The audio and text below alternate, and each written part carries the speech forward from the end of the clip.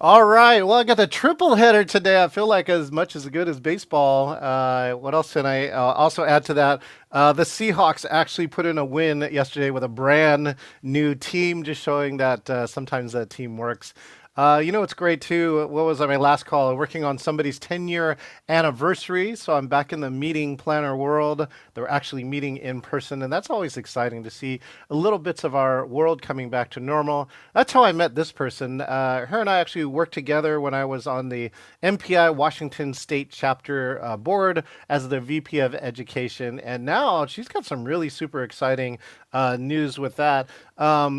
I can't wait to share with you this person who I'm going to introduce you to. Let's bring on Andrea Driessen.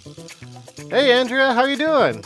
Everybody. Yeah, how about those Seahawks last night? Talk about Oh team. my goodness, that was miracle, right? There's some miraculous pre. Is it preseason or is that their first official game? It's one of the season, and even though I'm a Packer fan, I was riveted. Oh, well, good. And then we just love good football, right? You gotta love some good football. So Andrea, let's see. So the last I met, I know that you were working as your own speaker bureau, and of course you have your own business. And now I can't wait for you to talk about this TED Talk that happened with you. So let's just start off with this. The easy one, Andrea, was who for my friends who don't know who are you, and what do you do? Yeah, thanks, John. It's so fun to be on your show. I've long admired your work, and we certainly our Venn diagrams intersect in a lot of ways. When I think about my career so far, I see a common thread of words, and I in every at every turn, and this is kind of what I got in hindsight during COVID. Just my whole career has been built around helping people to communicate their ideas more clearly, um, more compellingly to bigger and broader audiences so that they can advance their lives, however that may be, whether that's a meeting planner, a meeting audience, a speaker who wants a larger platform. So, as you said, I owned a speakers bureau for about 22 years. And then about over 10 years ago, I joined the TEDx Seattle team as an organizer. Everyone there is a volunteer. And that was a game changer for me. I learned so much about the TED model and was able to integrate it into my own work and met such compelling, interesting, talented people. As a result, we can talk about that more later, but I never, ever would have seen it culminating in my opportunity to give a talk and have it go viral. That was not your goal. Is that what you're saying? No, the way I look at it now in hindsight is the talk found me. I didn't aspire to being on stage that way. If you told me that was going to happen, I would have said you're crazy. But the power of the TED model is that it gives people with an idea. If you can hone your idea to its essence and make it a gift that you give to the audience, then you can change the world with your idea. And I was so enraptured by wanting to get this idea out into the world. It's not about me, it's about the idea. Yeah. And lo and behold, then we had a pandemic. And because the talk is about what I call grace notes or eulogies for the living, here we are dealing with death and dying all too often as a result of COVID. And so the talk really took hold and is speaking to people on a deep, deep level. Well, I want to talk about grace notes in just a second, and I would love to hear what are like the top two or three things that you learned about the TED model that still affect you today. I would just love to get a little behind the scenes. Yeah.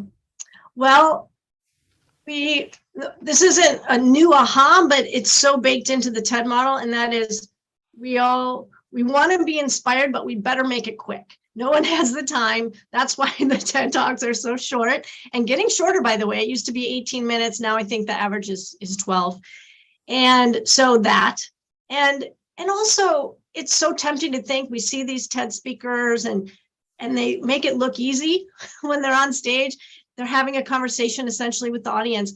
And yet behind the scenes, what's really going on are 50 to 80 hours of work that have gone into script writing. Well, first of all, finding a way to communicate your one idea to its essence. And that's really hard. A lot of us want to make our ideas too complex. So getting the idea down to its essence, going through many, many script revisions to get it right, and then getting presentation skills coaching so that you are comfortable on stage. And that's dozens of hours of time before the audience shows up and we're ready for prime time. So that was another big learning. I want to repeat that piece here too, because I don't think people understand, especially keynotes, virtual meetings, right? How much time goes into making the perfect 10 or 18 minutes. And now it's almost harder in some ways to present 18 minutes than 3 hours because you really have to decide not what am I going to put in, but what am I going to cut, right? It's so true. It's like every single word counts. Like I said earlier, my whole career is built around words and making them count. And maybe I think they attribute this to who's the author of American author. I'm spacing his name, but there's this expression that I would have written a shorter letter, but I didn't have the time. Right. Oh, yes. I know who you're talking about. Yeah. I can't believe it's an iconic American writer, but in any case, that is the essence of the TED model. It takes, and for any good talk, it takes so much work to get it down to the bare bones of what the audience cares about. Writing like you're out of time. Oh, I thought I was going to get it. I thought it feels like a Mark Twain kind of type of Mark thing. Twain, God, yes. Did I get it? Oh, good. High five me. Okay, well, let's go into this. Now this TED Talk, right, went viral. Yeah. And it's so great to go from behind the scenes because, in some ways it's like paying their dues. Like, there's a lot of, I know I meet a lot of speakers and they're like, their first on their goal list is to do a TED Talk, right? And to me, sometimes it's like, you should be later on your list, right? And you should also be ready for it because it can do things to you that if you're not ready for it, right, like it might actually harm you as opposed to help you. So anyways, I would love to hear, how you went from this 8 year piece behind the scenes to coming in the front with Grace Notes. And of course, what has happened since you released this TED Talk? Sure.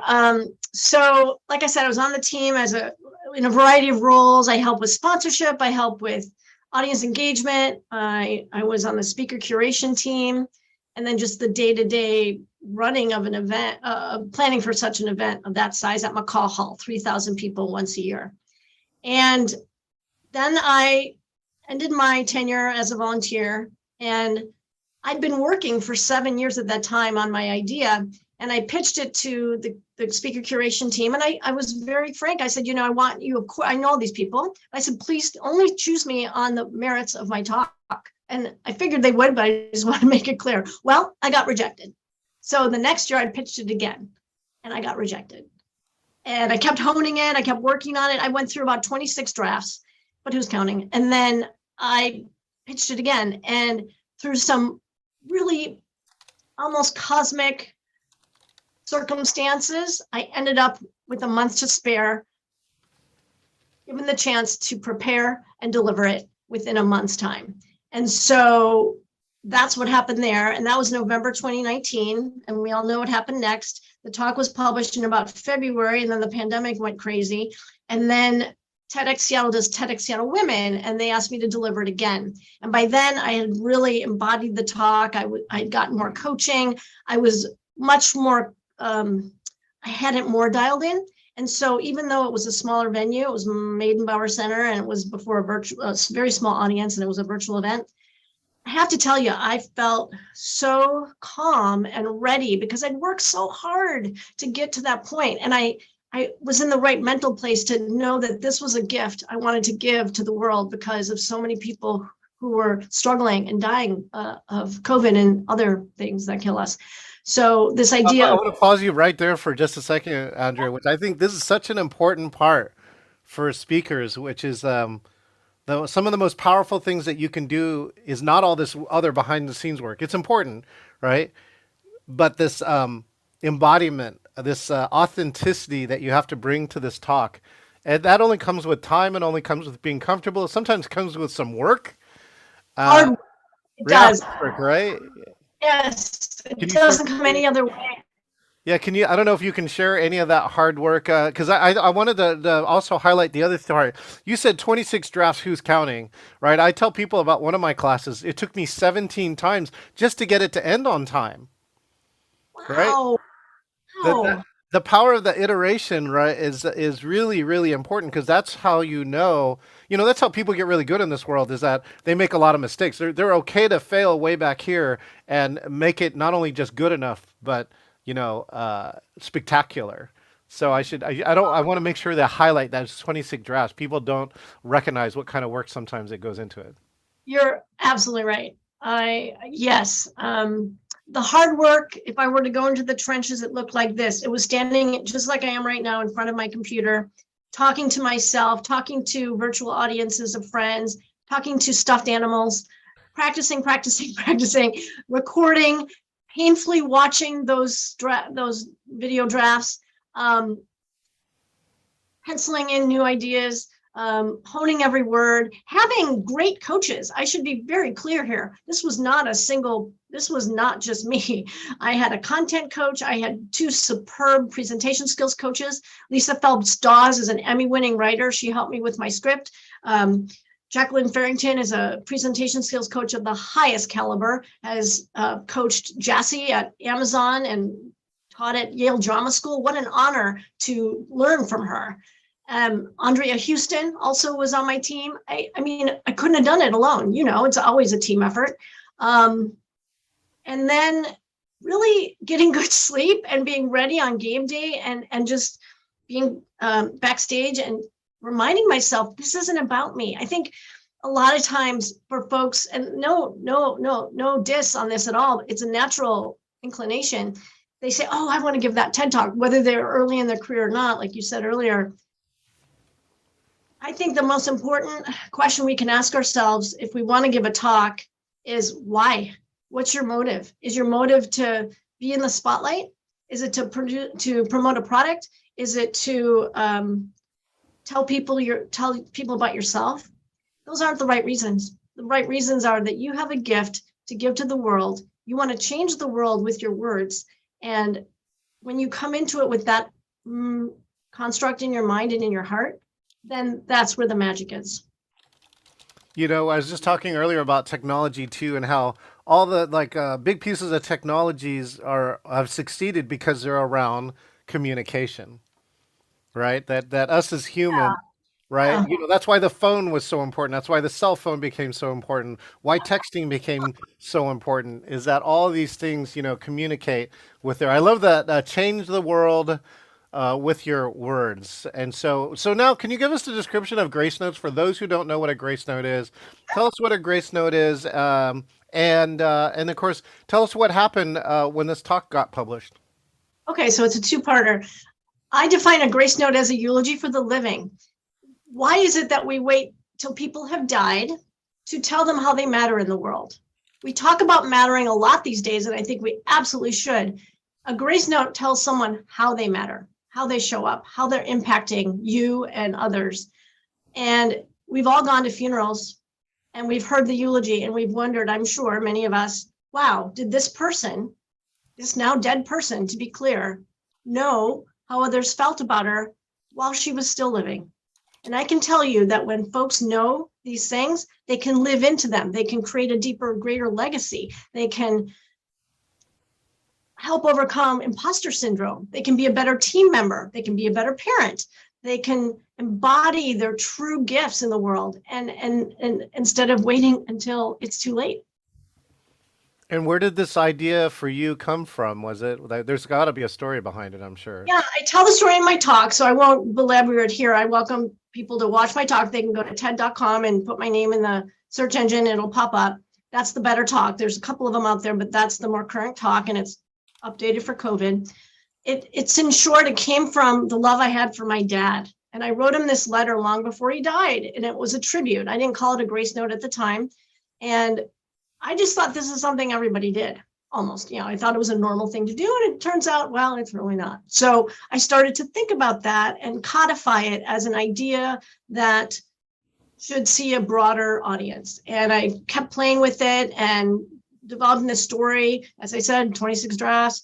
And then when I went through many months of back and forth with TED. Once they saw that it was a high quality delivery and it certainly was a relevant topic, it takes weeks and months for them to go through their paces of legal material to make sure that all the content is my own, and if it's not, that it's attributed. There's a really deep process for them to make sure that they're publishing only legally approved talks. Yep. So that took a while. And then I remember the date because it was such a pivotal date, July 14th of this year, they do what they call publish the talk. And it was on the TED homepage. And I was just gobsmacked. And then it went into an email a couple of days later by TED went out to their entire bajillion membership or whatever. And the subject line was, why are eulogies only for dead people? And that was my line. So, holy God, it's about to hit 1 million views. And I can't tell you how blown away I am by the whole thing. I got it here. I brought it up, and let me just share your number with you here. I'm sure you might be peeking at it. 981,568. 981,568. Did you ever think 1 million people might be affected by your words? If I weren't on camera, I might just start bawling. I mean, that's just insane. I can't even, to know that there are that many more Grace Notes out in the world is no words. Andrea, you kind of hit on an idea that I've been thinking about for a long time, right? There's two of them that are related to this. One, you should think about grace parties, right? Which is, why don't you hold your funeral party that you wanted while you were still alive? Amen. I agree completely. There's a man here in Seattle named Michael Hebb. He's coined the term, I think he calls it live wakes. And I couldn't agree more. I think we should have a blast of a party that is our funeral. We should all attend our own funerals. I completely agree with that. Right. Number one, you have the money. Two, you have the health. Number three, wouldn't you rather hear it here while you were alive than when you were dead? Yes. So we actually did a version of that. Like when I left Microsoft, I used to work at Microsoft. When I left Microsoft, we actually used Teatro Zinzani here in Seattle, which is an amazing show, right? And it was a give back, right? It was 10 years at Microsoft. It was kind of at the end of it, everyone who got invited was somebody who helped me along in the journey to get to Microsoft and to that point. And and we threw it on Halloween, and it turned into a costume party, right? And it was these costumes from people who were at Microsoft were genius. There's a guy, right? He's in a like a striped shirt, right? And he's got a blind eye cane. Do you know who he is? Blind eye cane. What is it? A blind eye cane? He's a Venetian blind. Oh my God! Oh. That's the level of humor that I have on this part, all right? And we had this costume contest that we actually ran in the center, in the middle of the show of Teatro Zinzani, and it was really cool, a celebration of life. Like, I still have these memories today. I have these 2 posters that were signed by everybody who was there that are in my kitchen to this day, and it really was a celebration of life to that point. And I just thought that, actually at the end of the night, I gave this huge speech, and I just said that how many do this, right? Which is, you get the opportunity to thank everyone who got you to where you were today. How did that feel for you? Oh, it was magical. And right, the 200 or so people who came still to me this day come back to me, and some of them woke up the next day going, did that really happen? Wow. Because it was matched with people and food, and then like the woman from Heart, the lead singer from Heart, came in and sang a song in the middle of this piece. It's got full of magic. It was just like, you can't even describe. You had to be there. Right. You had to be there. Oh my God! Wow, I have never heard of such a thing, John. And I bet other folks, many of whom may have followed in your footsteps to do something for themselves like that, for their children, for their old aging parents. There's a really good movie I recommend. I think it's on Netflix. It's called Dick Johnson is Dead. And it's, I know that's really dark. So it's a dark comedy, I guess I'd call it, but it's a true story. It's a documentary about a woman whose father was dying, and she films his journey as he moves toward the end of his life. And it is so powerful and fun, actually, believe it or not, with the word dead in the title. No, but I became a hospice worker as a result of my dad dying, and we were all there, and that work informs a lot of the way I am in the world right now through the pandemic. And in fact, just next week, I'm speaking to the National Hospice and Palliative Care Organization, talking to them about Grace Notes as a tool to use with their families and patients and residents. Hmm. That's genius. So the other one maybe is like a maybe I don't know the name should be like a Grace Wake, but you should design your own funeral.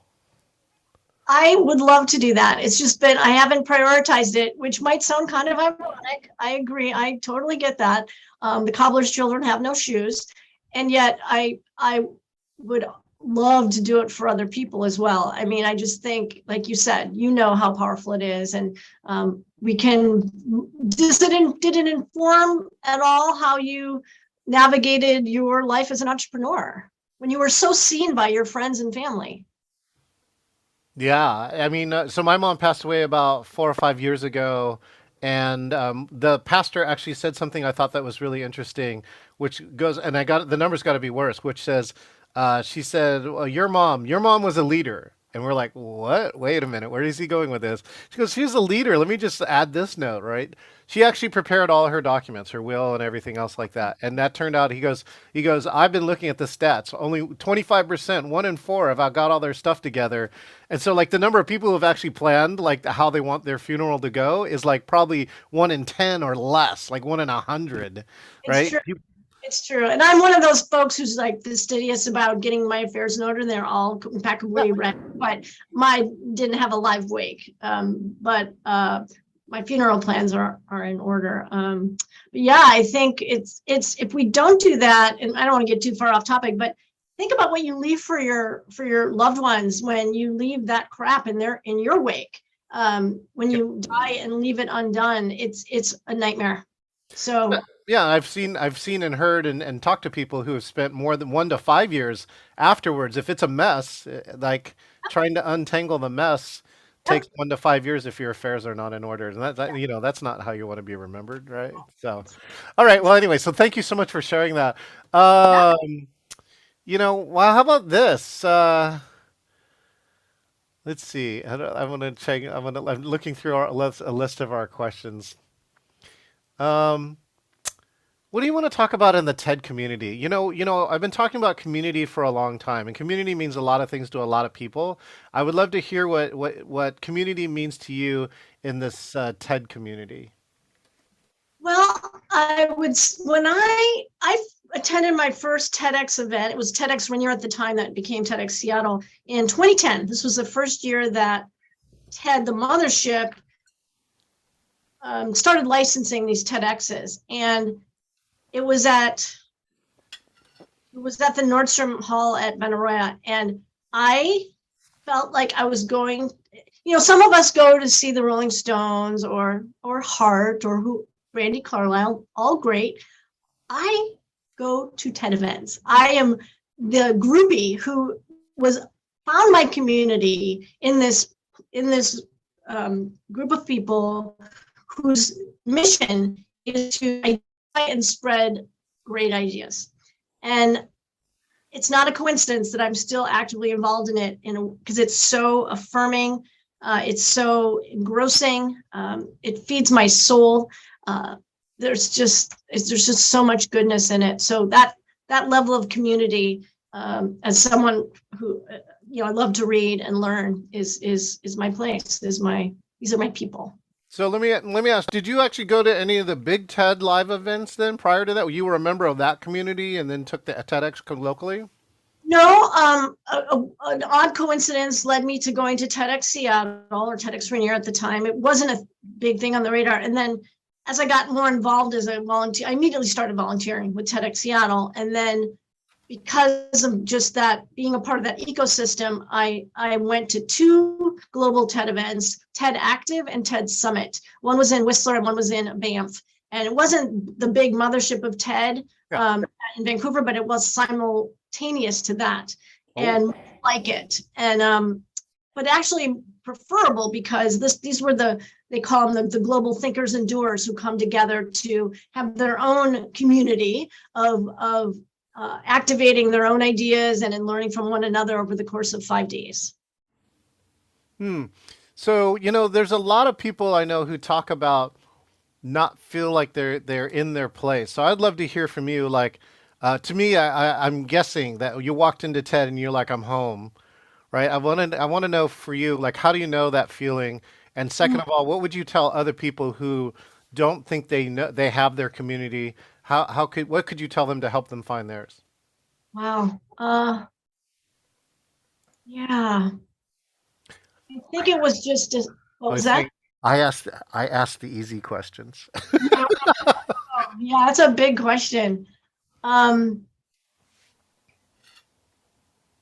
I felt a sense of place. I felt the same way, for what it's worth, that I felt when I stood on Gross Mountain in Vancouver before I moved here, and I felt that this was I'd come from the Midwest, and I felt such a deep sense of belonging.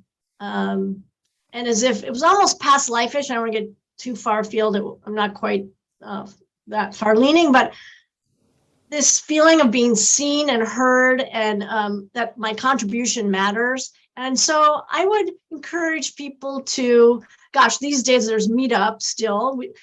Type in any possible thing that you can't not do in your life. What do you find yourself doing if you wake up at 2 a.m? What do you do till late at night? What do you want to do on a weekend? Allow those things, journal about them, to inform some key words for you, and then go to Meetup, for example, and type in, snake collecting, or knitting by the beach, or whatever your thing is, and go find your people. If you don't find it, start a Meetup. That's one place to start. Hmm. Yeah, I love that. It's kind of like maybe you don't find the community finds you. Right. I'm just going to continue on your thought track. Absolutely. A book club can be a great way to explore where you gravitate. I'm a big book reader. Facebook probably has a way to meet up with people of like mind. Go to a TEDx event, and see if you find your people. Really, there's never been a better time to find community of Speaking of like mind. yes, speaking of better time, virtual has made it easier because it used to be like you'd have to go to a big city to get like, that's to me like San Francisco, New York, these Seattle are big cities. They've got one of everything, no matter what you are looking for, whether, it's off topic or unusual. There's a community somewhere around that, and people that were in small rural communities didn't have access to that, but virtual does now. So now if you do have this interest, you can find your people. It's actually easier now to find your people than it is to, than harder. So I'd love to know, what have you been doing in the last 2 years in the virtual arena, and most importantly, what has to happen in a virtual meeting for a virtual meeting to be engaging for Andrea?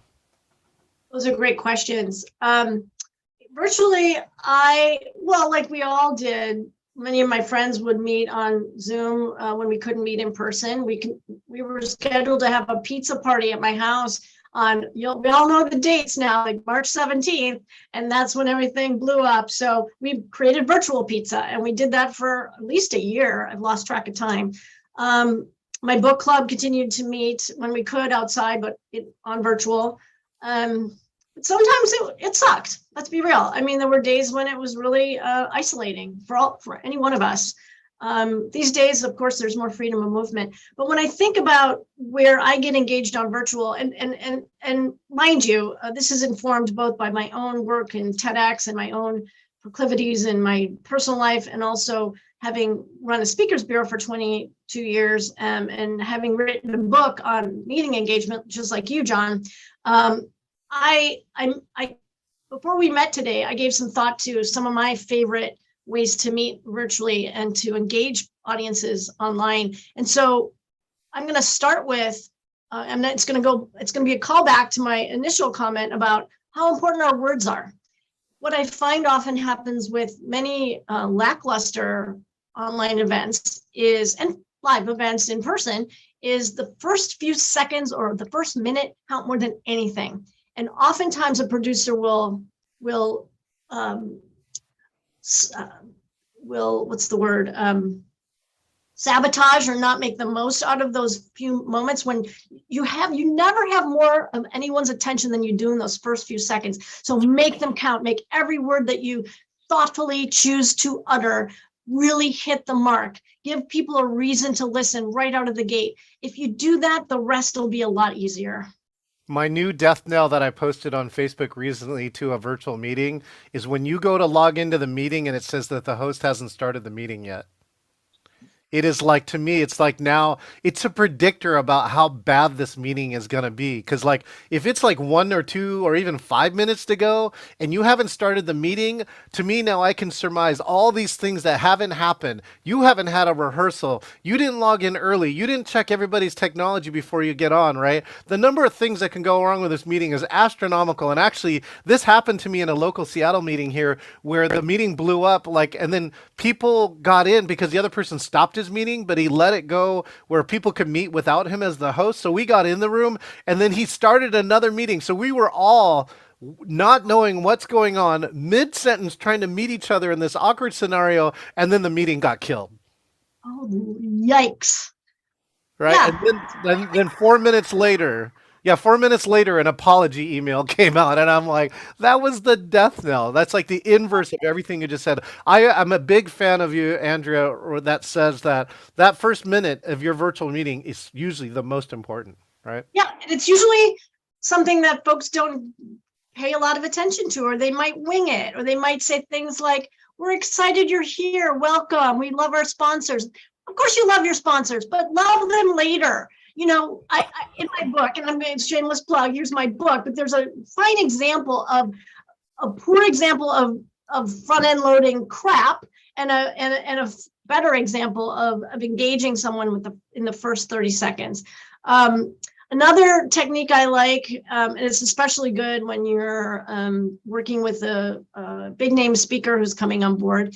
If you know, one of the beautiful things about in person is the speaker comes on, there's this clapping, and then when they leave, there's a clapping. But in virtual, it's crickets. So instead, why not judiciously unmute people in the beginning and at the end, get them all involved with some sound and engaged that way audially, so that they feel better, they're engaged. Number two, there's some kind of way to break up the experience. Number three, the speaker's more engaged and feels better. So what's not to like? You'll love this technique, which is any of you who are listening can borrow this. So like at the end of this, we did this at Training Magazine, and we just said, we just had Elizabeth Gilbert, right? And she gave, to me, one of the best keynotes still to this date in the pandemic, virtual keynote. And I asked people, I said, everyone, all right, thank you. Let's give a thanks to Elizabeth Gilbert. Everybody unmute, right? And so you give this call, right? But here's the specific technique. Unmute, everyone go ahead and unmute. When I count to 3, I want everyone to say, thank you, Elizabeth, right? Okay, ready? Again, I want to see all of you unmute. And then I'll start to call people out. Andrea's got unmuted, right? I see almost everybody's unmuted, like Tom's unmuted, Frank's unmuted. All right, here we go. 1, 2, 3. And then you should hear this audio blow up, right? And you can't understand it, which is okay, right? We already talked about, like, if everyone talks on Zoom, you can't understand it. And you get the effect. Elizabeth Gilbert in that moment got the effect of knowing 650 people were logged in. Oh, and I bet she was deeply moved. Oh my God. Yeah, because she didn't know. You don't know. You're missing a lot of these other in-person cues, but that's one easy way to do it. And so, like, for people who say you can't talk all at the same time on Zoom, to me, that's one of the ways to break the rule and do it well. Amen. I couldn't agree more. Excellent. The National Speakers Association, and I don't imagine that this was they weren't the first to come up with this, but that's where I learned about it, what they called a digital dine-around during COVID. And you could use this anytime, anywhere, where most organizations or groups have, because there are people involved, have subject matter experts, people who know something, whether if it's, I know how to grow mushrooms in my backyard, or I know how to knit a sweater, or something more business-like. I know how to form a team that it's most productive, whatever it may be. But the digital dine around is such that you group people together, no more than 20 people, because that's a good number. That's the max for good engagement. And during a lunchtime, during your conference, you divide people up and you name someone that you get volunteers to be that subject matter expert in the breakout. And you all have a meal together. It's as simple as that. And your host is on the hook for engaging people. They don't have to prepare because they're smart. They're already a subject matter expert, but it's just a way it's free, it's safe, it's fun, it's actionable, it's educational. Yeah, I am proud to announce that I shared this idea with Training Magazine years ago in their live conference, and they have dine rounds in physical restaurants, right? And Yeah, so, absolutely. and But you can do it virtual. and they don't have to pay the speakers anymore because the speakers are happy to host this. Let me tell you, right? And so we had one speaker host it, and 9 to 10 people could sign up for it. You paid for your own dinner, and it's one of the most sought after features of this conference that almost costs them nothing. There you go. All the reasons to do it. Yep. Yeah. Couldn't agree more. Um, there's a tiny thing, but it makes a big impact.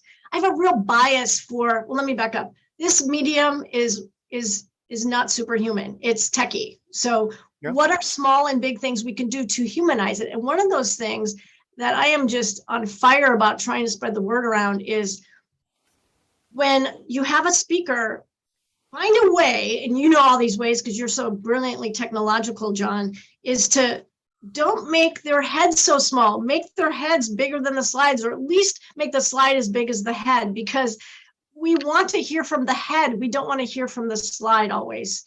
So, make it more human by expanding the size of people's heads while they're talking. Here, wait a second. Let me see if I can give a demonstration. How about this? You mean like this? Well, I would make your head bigger. I know. Yeah, you know what I mean. But we've also in Zoom now that at least there's that sliding bar that we can increase or decrease the size of the slide. But sometimes the platform won't allow for that. So see if you can work with your platform people to bake in a better proportion. That's all. No, and I think it's all around, Andrea, back and goes back to pre-pandemic, speaker present. So a lot of times what you're buying when you buy a great speaker, since you're on a bureau, is their presence. Somebody was just asking about this in an entrepreneur organization group and saying, I have to fill up this keynote and like, what should I do? And they're saying, you got to fill the room. Sometimes you got to fill it imaginarily with your energy. Sometimes you need to physically do it by gestures like this, like you see, was it Obama or other presidential or other speakers, right? They're talking about things. They're using what's called the basketball, right? This is emphatic, but you got to take up some space. And so again, a lot of that, you have to figure out how to do that and how to fill that space as a speaker. Does that sound about right? I agree. Yeah, that's well said. I think that filling the space is the core goal. So here, I'm going to actually do this. Well, in a moment here, I'm going to put Andrea. So Andrea, what you haven't known is I've been switching back and forth from you, which is I'll give you the whole screen. Like if I ask you a question, you come in and I actually switch it on side of our live stream and you get the whole stage. And that's really one of the keys. And then the second keys around that is like this. I've really worked hard to present like this, that you should be using tricks like, for instance, Zoom has PowerPoint as virtual background, but the default is to make you small, like in that corner. Make it as big as possible. And now design your slides around stuff around here. And it sounds simple. So many people are not doing it. Andrea, I don't know. What other virtual tips do you have that you would love to share? And watch this. Now she's the big speaker. Go. Okay. It's not about my ego, to be clear. One thing I love to do, and I integrated this in a large leadership development program I helped design for Microsoft last spring. Have you heard of, John, you come from Microsoft, PowerPoint Improv? Does that ring a bell? Oh, yes. It's also known as Battle Decks or also as PowerPoint Karaoke, I think. Yes, exactly. So the idea is, and works really well, when you you need to laugh. Maybe people don't know each other that well. You want to build a skill, but you don't want to be super didactic. And you want to bake in some fun. So all you do, and it can happen in virtual, it can happen in person, but however you choose to do it, let's just say for the sake of example, there are 10 people and there are 10 slide decks, and each person gets a turn to deliver a slide deck of, say, 20 images that they've never seen. They have 5 minutes, and they have to click through them and make up a story that they just have to make up a story. It doesn't have to make sense. Great if it does, but it's just a think on your feet skill. You will be on the floor laughing. You'll get to know your colleagues, and that's all it is. PowerPoint Improv. Well, I got to tell you, I have practiced this and I finally got paid for it, Andrea. Check this out. I was a virtual MC for a conference, and the live in person audience lost the virtual audio for 32 minutes.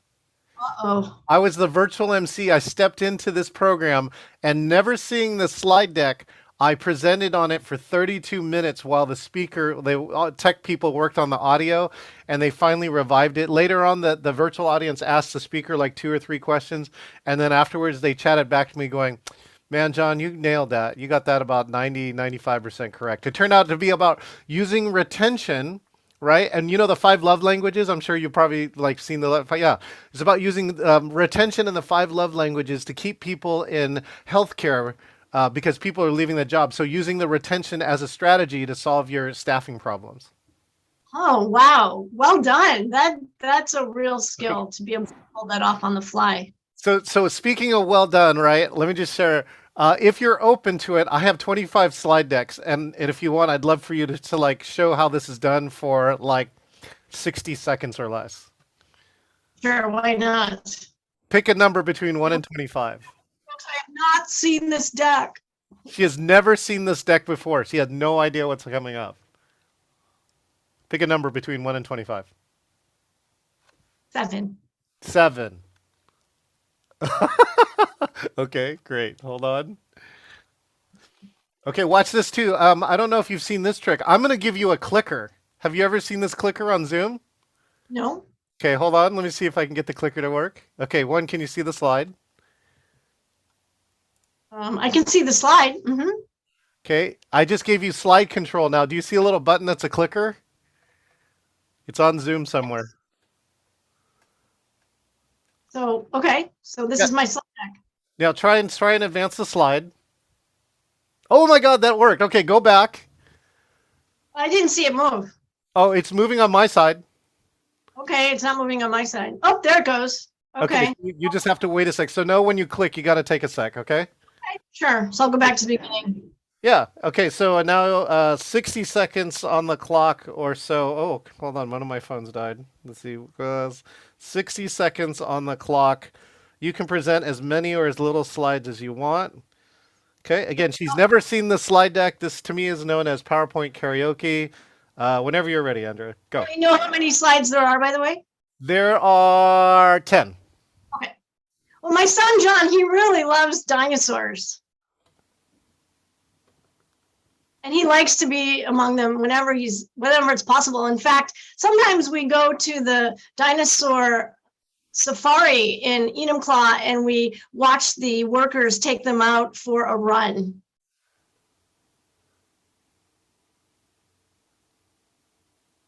Waiting, click. Come on. The last time one of our relatives did this, it was way back in 1848, and he actually got trampled, stampeded by a dinosaur that we try not to talk about it much, but this is what it looked like before it trampled him. And but we've gotten over it as a family, but my son, as I say, he's still into it. He's still carrying the torch after my great uncle died doing the same thing. I can't believe he wants to do it, but he's convicted. Yeah, and this is my cousin. When she found out that my son lived to tell the tale, she was just so happy to hear it, and she was so impressed that he was able to pull it off. And last slide. I clicked it, but I'm just waiting. We've got a mouse on a frog. Okay. It's possible that my son will go back to, now that he's had this dinosaur experience, he might go smaller now. He's kind of gotten this, he's now into mice, so we might just see if there's another way that he can go stampeding with the mice at the safari in Bellingham. There we go. Let's give it up for the one and only Andrea Driessen playing PowerPoint karaoke on the fly. A blast. I love improv, so that's a guess. By the way, that hipster has typhoid screen has frozen a lot of people in its lifetime. They're like, huh? What? I know. Okay. I All love right. it because it's a great skill for just life, when the world throws you a pandemic, you can try to roll with it. I do say that like when people buy me as a virtual MC, they're buying my improv, right? And so like here's a great example. I was doing the interview to a VP on a webinar that was going to 425 stores in America, North America, or in Canada, and I came in and I said, "Hey Brad, do you have any final comments for the group?" And all of a sudden he's like, "Well, John," and I'm like, "Whoa, what's that?" And all of a sudden he goes, "Oh man, that's John. This we're underneath the Portland airport. That's the military jets." And I'm like, and I'm like, "Oh, I see how it is, right? You arrange a military flyover for the to close your keynote. Everybody go to the chat and chat jets." And like the chat blew up. They thought that was so funny. That's funny. And the key here is that like I didn't that just came to me. Yeah, yeah. I mean, you have to be, if you're an MC, you better be fast on your feet. That's all there is to it.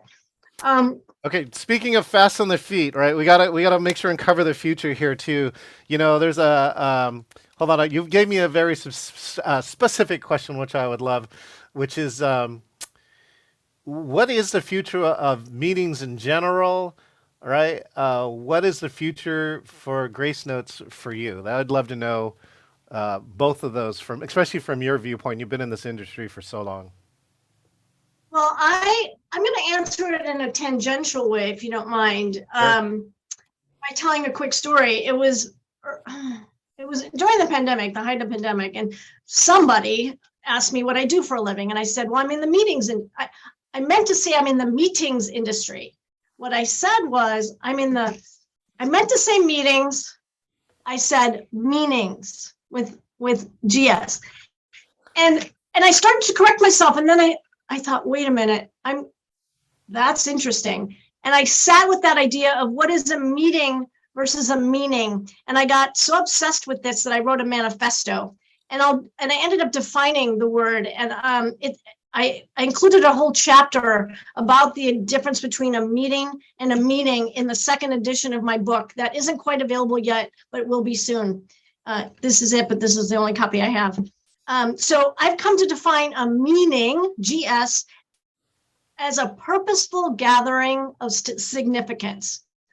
And it's a coming together that fuels our human need for connection and belonging. So now we come full circle with the work I've been doing in meetings, virtual, in person, with TED, with Grace Notes. And I see this Grace Note idea and really any meeting that we're doing now. We've just been through to say a life-changing event is to put it mildly. So how I would encourage and challenge everyone here on this call to think about what can you be doing differently in your meetings to help them become meanings? And here's what I mean. A meaning generally answers who, what, and where. But a meaning answers why, how, and to what end. Meetings advance and nourish our desires to self-actualize ourselves, to find meaning in our lives, to create legacies with how we show up in the world. And so I think our meeting agendas can be both meetings and meanings. Discuss.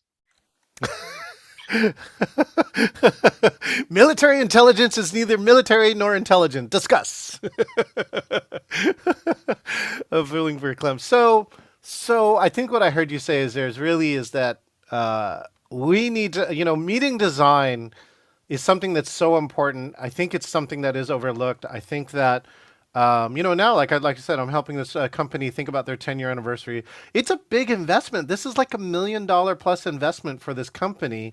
And what I loved actually is what quote from one of my very good friends. He said, meetings are like the movies for corporate America. And what he meant by that is like, there are certain movies that change the course of the world, right? And corporate meetings are like that. They change the course of that company if you do it right. Great analogy. Right. And that's why I think they're so important and that there's opportunities for meeting and that you need to get the most value out of it to get that return on investment. And it comes through bringing meaning to this. This company actually, its main business is traveling nurses too. Talk about a business with meaning. Oh, wow, absolutely. And they're really helping to save the day these days when other nurses are burned out.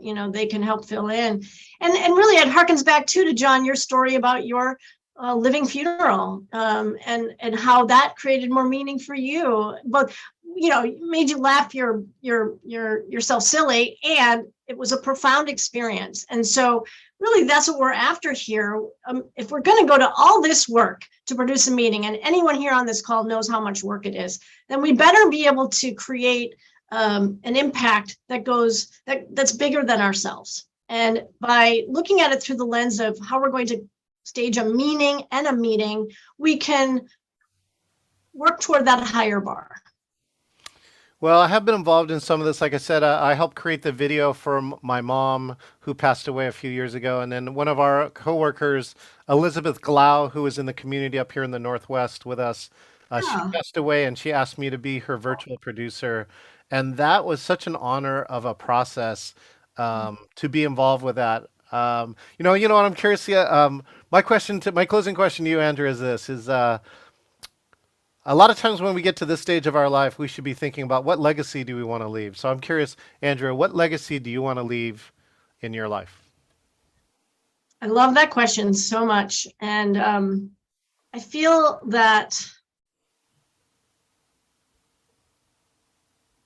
it really is expressed in my talk that I want to inspire people to understand the value of our honoring one another in a eulogistic fashion while we're still here. This is the only trip we're going to get. And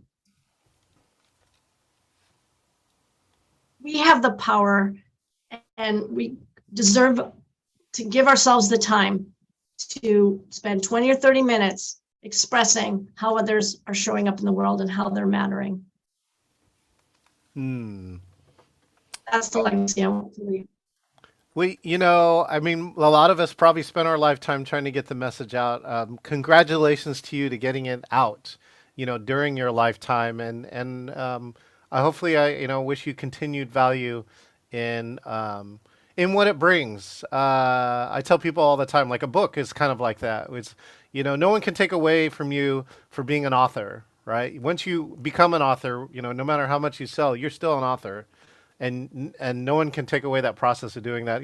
Producing a TED Talk. Saying a lot of people say they want to do a TED Talk, but how many of you have actually done a TED Talk? And more importantly, a TED Talk that actually racks up 1 million views. That's a whole nother level. So again, congratulations to you. I know you'll say it's not about you, and I know that as sometimes on the outside, it's nice to have other people say it for you, right? So if people want to get a hold of you, Andrea, how do they get a hold of you? Sure, thanks. The Grace Notes website is grace-notes.org, and that is my passion project. I also help other business owners and entrepreneurs make sure all their words matter and clearly express their value with my work that I call money-making messaging. So it's moneymakingmessaging.com. And in a month or so, I think this book, if you're in the events industry, will be available in its second edition on Amazon and the like. It's called The Nonobvious Guide to Event Planning for Kick-Ass Gatherings That Inspire People. You can get a COVID book on Amazon now, and they're almost out. That's why they're printing it again, but it's updated for COVID. It has a ton of very current hybrid tools in it, how to meet in hybrid effectively. So I encourage you to check that out. And John, it's just such an honor to be on your show. Thank you for all the great work you do for all of us. You are tireless. Thank you so much, Andrea. I appreciate it. Speaking of which, I'll be actually presenting my first session on hybrid, engaging virtual hybrid, as part of my conference, October 18th through 22nd, engagingvirtualmeetings.com/conference. Hope you'll join me, Andrea. I would love to see you there. I'd love for you to come speak at one of them when you're available. I'm sure we'll chat about that later. But again, thank you so much, Andrea. Pleasure hanging out with you. Bye, everybody. Thanks for joining. Excellent. This is John Chen. You've been talking with Andrea Driessen here, talking about grace notes. What legacy are you going to leave in your life? And more important, what notes should be giving to people now? It's a eulogy for the living. What eulogy, if you're hearing this now, what eulogy should you be giving to somebody and while they're alive and not when they're dead? So check that out. Grace Notes, check out the TED Talk. Help her rack up to the 1 million views. She's only got a little bit more. I'll know. I'll click another one here later tonight. Thank you so much, and I hope to see you on the next interview. We'll see you next time. Going star people and keep people. Show you got heart.